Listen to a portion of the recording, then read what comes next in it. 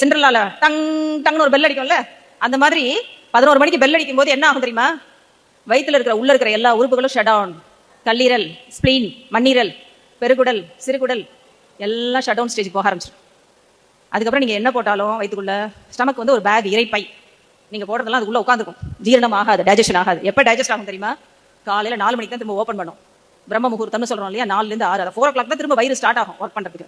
அந்த 11 இருந்து மார்னிங் 4 எல்லாம் ஷட் டவுன்ல இருக்கும். அந்த டைம் வயிற்றுக்குள்ள எதுவும் போடக்கூடாது. போட்டோம்னா இட் வில் பிகம் பாய்சன். ஏன்னா அது டைஜஸ்ட் ஆகாது. சும்மா அப்படியே வாஷிங் மிஷின்ல போட்டு வச்ச துணியாட்டம் ஊறி கிடக்கும். நமக்கு வேற வழி இல்ல, பிஸியா இருக்கப்ப பசிச்சதுன்னா வேற வழி இல்ல, சாப்பிடலாம், இட்ஸ் ஓகே. பட் இதே பழக்கமா இருக்கக்கூடாது. நான் வந்து ஃபேஸ்புக் பார்த்துக்கிட்டே சாப்பிட்டுக்கிட்டே ஃபேஸ்புக் பார்ப்பேன், நான் வந்து மேட்ச் பார்ப்பேன் சாப்பிட்டுக்கிட்டே, இதெல்லாம் டெஃபினட்டா கூடாது. இன்கேஸ் நீங்க பாக்குறீங்கன்னா you should be ready to stay without eating 11 to 4. Pituitary கேள்விப்பட்டிருக்கீங்களா? பேர் என்ன? ராஜசுரப்பின் பேரு. கரெக்டா ஸ்டார்ட் பண்ணிடும். அன்னைக்கு வேணுங்கிற ஹார்மோன்ஸ் எல்லாம் அதுல இருந்து செக்ரெட் ஆக ஆரம்பிக்கும். அதுல digestive hormones, growth hormones, thyroid எல்லாமே இருக்கும். அந்த ஹார்மோன்ஸ் சுரக்கிறப்ப நமக்கு எனர்ஜி வேணும். அந்த எனர்ஜி எங்க இருந்து கிடைக்கும்? வயிற்றுக்குள்ள நம்ம போடுற உணவுல இருந்து தான் கிடைக்கும். அதனாலதான் morning breakfast is very very important.